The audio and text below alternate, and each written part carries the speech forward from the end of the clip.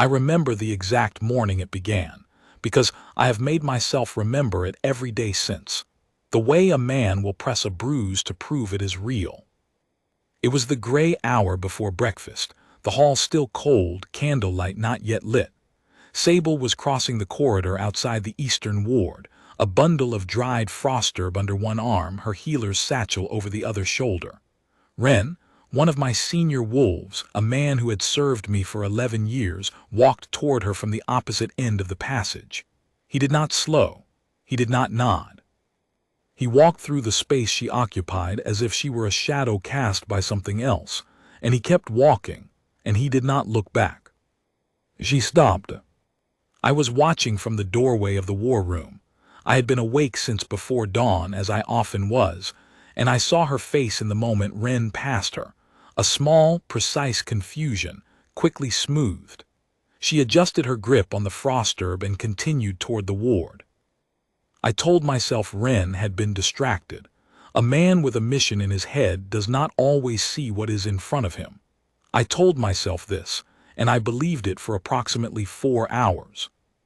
By midday, I had watched it happen 3 more times. My name is Calder. I have been Alpha of Duskville for 12 years, since my father's hands became too unsteady to hold the pack, and in those 12 years I have learned to watch for the thing that does not fit, the wolf who is too quiet at the meal, the patrol that returns 2 minutes late, the draft under a door that was latched. A pack is a living system, and the living have tells. I had watched Duskville long enough to know every one of them. What I watched that day had no name I recognized. By evening, I had counted 7 wolves who passed Sable in the hall or the yard without acknowledgement. Not rudeness. I know what rudeness looks like in a pack, and it has heat to it, intent. This was the opposite. Absence. As if each of them simply had not processed that she was there. The pack's eldest, Marin, sat across from Sable at the long table for the evening meal, and conversed comfortably with the wolf to her left and the wolf to her right, and never once turned to the woman 6 inches from her elbow. Sable ate quietly. She had the kind of composure that comes not from coldness, but from practice, the kind of quiet that forms when you have spent a long time being the person who keeps things running without being asked. I had been watching her practice that quiet for 2 years. She had come to Duskville as a traveling healer with no pack affiliation and no family name she offered, in the second autumn of a sickness that was working through the wolf packs of the north. She had heard, she said, that Duskville's eastern wolves were suffering. She had supplies. She asked for nothing in return except a corner of the healing ward and the use of the drying racks in the south courtyard. I had given her those things because my wolves were sick and she had medicine. I had not expected her to stay past the winter. I had not expected, by the following spring, to find that the pack had quietly organized itself around her, that the wolves brought her their grievances along with their wounds, that the pups who had been skittish and uncertain all their short lives had taken to following her between the hall and the shrine, that the older wolves who had mourned our lost healer for years had, without fanfare, stopped mourning.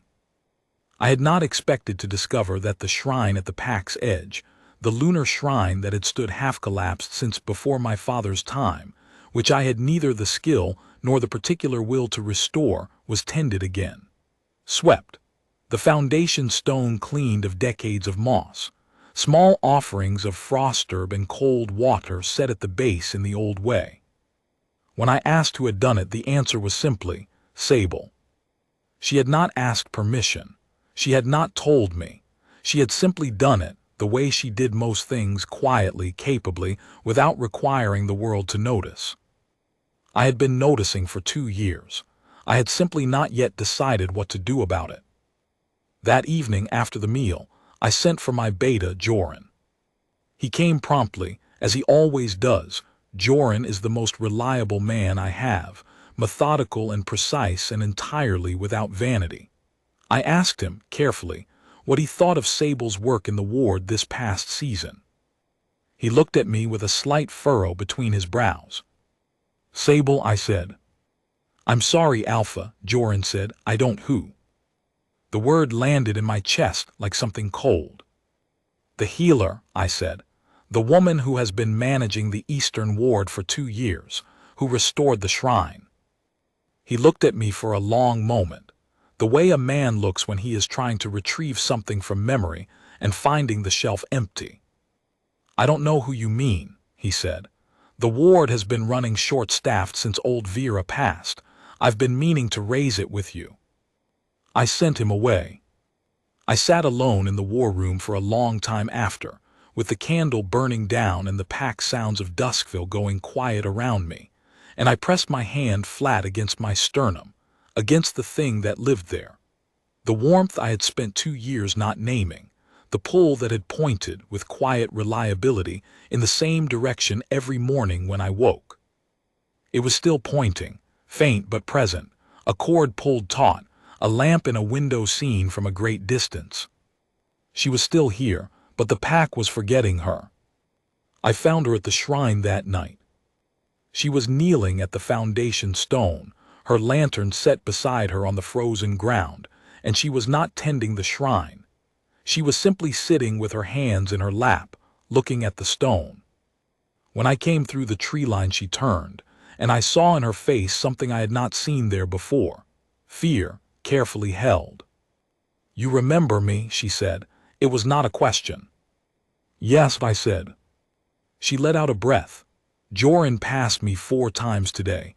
The kitchen staff set a place for 8 at dinner. There are 9 of us on the Eastern rotation. Marin looked through me at the table." She paused. "I thought at first I had done something. Then I thought, I don't know what I thought. I don't know what is happening." I crouched down beside the stone so we were level. I am a tall man, and I have learned that when I need people to hear me clearly, height is not an asset. "Tell me about this stone," I said. She looked at me for a moment. Then she looked at the foundation stone, a flat gray slab, older than the pack, older than the shrine structure itself, carved around its edges in the old lunar script that no one in Duskville had been able to read for 3 generations. "I cleaned it when I first came," she said. "There was so much moss I couldn't see the carving. When I had cleared enough to read a portion of it, she stopped." "What did it say?" She was quiet for a long moment. The lantern light moved over her face. "I'm not certain I read it correctly," she said at last. "The old script has forms I have only seen in healers' texts, not in common use, but it said something about the moon-touched mate of the blood-bound Alpha, something about how her presence seals the pack against dissolution.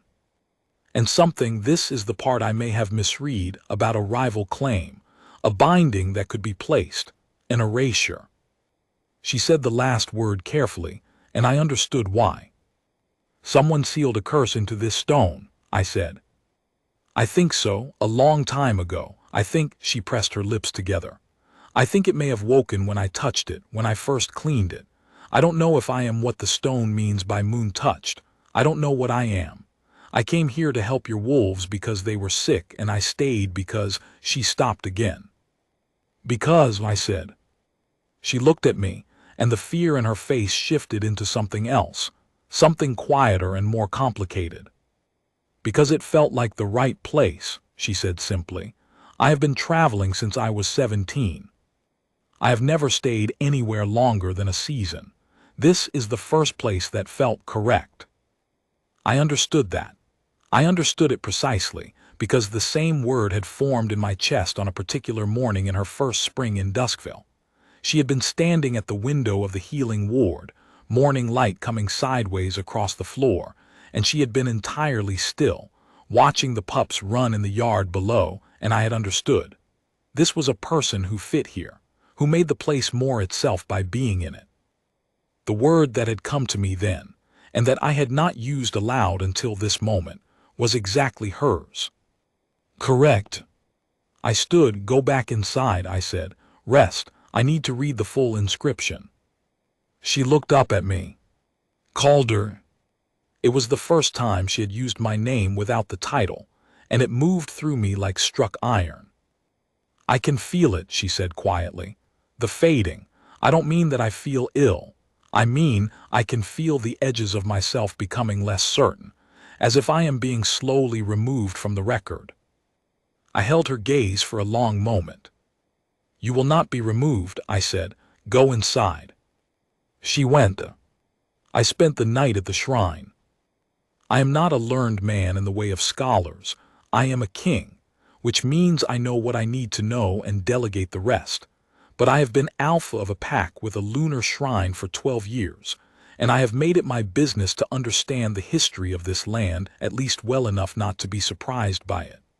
The rival line Sable had referenced, I knew. They had contested my grandfather's claim to Duskville 3 generations back, a pack from the western ridges who believed the blood binding of our founding alpha gave them a countersuit. The dispute had been settled, eventually, in my grandfather's favor, by proof of the fated bond between him and his mate. The western pack had withdrawn. Withdrawn, but apparently not gracefully. In the old system, the one the lunar shrine still operated by, beneath everything, the fated mate of the bloodbound alpha was not merely a personal matter. She was structural. Her presence, when she was moon-touched, sealed something in the pack against the specific unraveling that came with disputed blood. I had known this in the abstract the way one knows the function of a wall before the wall is tested. I had not known, until I crouched in the dark with my lantern and read the carved script character by character, that the rival pack had anticipated this and had left a specific countermeasure in the stone, a binding that would activate if a moon-touched woman settled at the shrine and began to fulfill the old function, and that would erase her from the memory of the pack incrementally, until she had no witnesses left to her existence, and therefore, by the logic of the old laws, no claim. It would not harm her physically. It would simply make her disappear from the record of the living, until not even she was certain she had ever been real. It required one thing to break it. Her fated mate had to speak her true name, the full personal name given to her and known to him alone, before the foundation stone, in the place where the bond had first been recognized, while the bond still held. While the bond still held. I pressed my hand to my sternum again, in the cold and the dark, with the lantern guttering low. The bond was mine to feel. 2 years old, maybe older. If I was honest, if I traced it back carefully, I thought it had been there from her first week. A quiet warmth that I had managed and ignored and kept in its place, because I was a king with a pack to hold together, and she was a traveling healer with no intention of staying anywhere. And I had made the decision. I make decisions quickly. It is one of my better qualities, that I would not tell her until I was certain she was not going to leave. I had been waiting, in other words, to be certain of her permanence before I risked mine.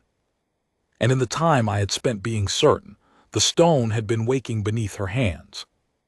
I sat back on my heels and looked at the inscription for a long time. The bond was faint, not gone. A lamp in a window seen from a great distance, but the forgetting was accelerating. I could feel that, too, in a way I could not have explained. The cord was losing tension. She was becoming lighter, and there was a specific terror in that for a man who has spent his adult life in the business of holding things together, that I am not going to pretend I did not feel. It lived in my chest like something with teeth. I stayed at the shrine until the sky changed from black to gray, reading the inscription again and again until I had the full shape of it, and then I went back to the hall. The next 3 days were the worst of my adult life. I say this plainly because I have had genuinely bad days. My father's hands had gone unsteady when I was 22, and I had taken the pack before I was ready, and I had held it because I did not have the option of not holding it, and in those early years there were winters and sicknesses and disputes that tested me in every direction. I know what difficulty costs. I am not given to describing my own suffering in dramatic terms.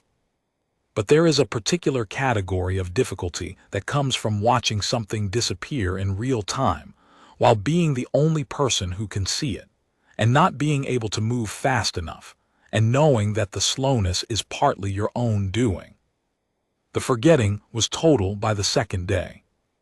Every wolf in the pack, from my oldest elder to the youngest pup, had lost her entirely, not as a faded memory but as a gap, a clean absence where knowledge had been. The Eastern Ward continued to function because the systems she had built were still in place. The wolves followed the routines she had established without knowing who had established them. The shrine stood tended. The frost herb hung on the south drying racks. The records she had kept in her careful handwriting sat in the ward archive, unread, attributed to no one. She still existed. She could still be seen and heard by those who interacted directly with her. But she was not retained. A wolf might speak with her for 10 minutes and look away, and then look back and find the space where she stood simply unregistered. She learned quickly to announce herself repeatedly. She stopped, by the second day, doing it at all. I found her in the healing ward on the morning of the second day, sitting on a low stool with her hands in her lap, looking at the archive shelf. "I have been here 2 years," she said when I came in, without turning around. "I know you're there. You are the only one who makes that particular sound when you walk, and you're the only one who comes in without knocking." I sat down across from her. "How are you sleeping?" "Poorly," she said. She stopped. Then, carefully, "I keep wondering if I am imagining that I exist. I know that sounds." "It doesn't sound anything," I said. "It makes sense." She looked at me. In the 2 years I had watched her, she had always been composed, but the composure had come from a position of being fully present, a person who was still and quiet because she was grounded, not because she was braced. What I saw in her face now was the other kind of stillness, the kind that forms when you are holding something very heavy, and you know that if you shift your grip by even a fraction it will fall. "How much time do I have?" she asked. I had spent the night calculating this. The inscription was specific about the rate of progression. "Days," I said, "perhaps 4, perhaps fewer." She absorbed this. Then she said, "And the inscription said the fated mate must speak my true name before the stone." "Yes." "Then you know what I am to you." "I have known for some time." She looked at me for a long moment, and I looked back at her. I am not a man who drops his gaze easily, but I was aware, in a way I hadn't allowed myself to be before, of everything I had been carefully not doing for 2 years. Every morning I had managed the warmth in my chest and redirected it into work. Every evening I had watched her cross the hall and thought later, when she is more settled, when I am more certain, when the timing is better. Every small opening she had offered that I had received carefully and set aside. I had been managing the bond the way I managed everything in Duskville, with patience and control, and an eye toward the correct moment. I had been, in other words, an idiot of the specifically careful variety. "The name I gave you," she said quietly, "in the 2nd month, when I was ill with the relapse of the ward sickness and you sat with me through the night. I told you my full name, not the shortened one." "Savelith," I said. The word came out differently than I had expected. I had said it only once when she told it to me, to confirm I had heard correctly. In the 2 years since I had used her shortened name like everyone else, like an ordinary courtesy. Saying the full form now felt less like a word and more like something produced from a deeper register. Something that had been held back a long time and was now released. She closed her eyes briefly. "Yes," she said. "At the shrine," I said. "Before the foundation stone. That's where the bond was first recognized, that is where you first tended it, and that is where the curse took root. The inscription is specific." She opened her eyes. "Then that is where you must say it." "Tonight," I said. She nodded once, and then she said, with a small, precise steadiness that undid me more than any distress would have, "Calder, whatever happens at the stone, I want you to know that this was the right place. These 2 years, whatever else is true, that part was not the curse. That was real." I stood up from the stool. I said all of it was real, and it is going to stay real. Go rest. I will come for you this evening. I did not trust myself to say anything further, so I left. I spent the day doing what kings do when they are frightened. I worked. I reviewed the Eastern Ward records, her handwriting, careful and small, across 4 years of accumulated files. She had organized the records going back before her arrival, pulling archived material into a usable system. I read the notes she had made about individual wolves, not just their wounds but their habits, their fears, their particular needs.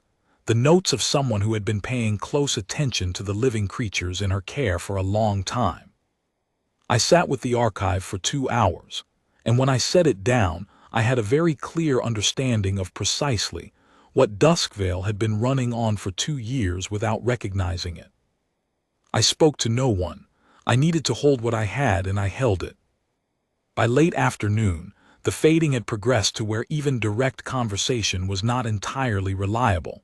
One of the younger wolves came to report a patrol matter and spoke to me, and then glanced at the place where Sable sat in the far corner of the hall and looked immediately away, blankly, as if the corner were empty. She was sitting perfectly still, watching this. When the wolf left, I crossed to where she sat. "Soon," I said. She nodded. She had her hands folded in her lap with a steadiness that I understood now, from 2 years of watching her, was not the absence of fear but the very specific presence of it, the way she carried hard things. She did not put them down, and she did not pretend they were lighter than they were. She simply carried them because they needed carrying, and she was the person there to carry them. I put my hand over hers. It was not a complicated gesture. It was simply the one that needed to happen, and I had been deferring it for 2 years. She turned her hand over under mine. We sat like that until the light shifted. I took her to the shrine at dusk. The forest around Duskville in the late autumn holds a particular quality of silence, not the silence of emptiness but the silence of things present and waiting. The pack wolves move at the edges of the tree line in the hours between day and dark, and their passage is barely sound, more felt than heard. As we walked the path between the hall and the shrine, I was aware of them in the trees to either side, not following exactly, but present. As if something in the pack knew, in some register below memory, that something was happening that mattered. I had brought the lantern, but I did not need it yet. The last gray light was still sufficient. The shrine appeared ahead through the trees, its stone walls, the collapsed eastern corner we had not yet repaired, the carefully swept interior, the offering she had placed at the foundation stone. The stone itself was gray and still in the failing light, its carved inscription invisible from distance, the surface smooth and cold. She stopped at the threshold.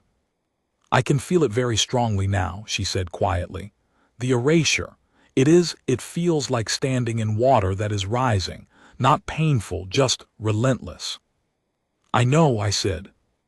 "How much time?" I looked at her. In the failing light she was slightly less present than she should have been, not ghostly, nothing so theatrical as that, but the specific quality of her presence, the weight of it, was thinner than it should have been.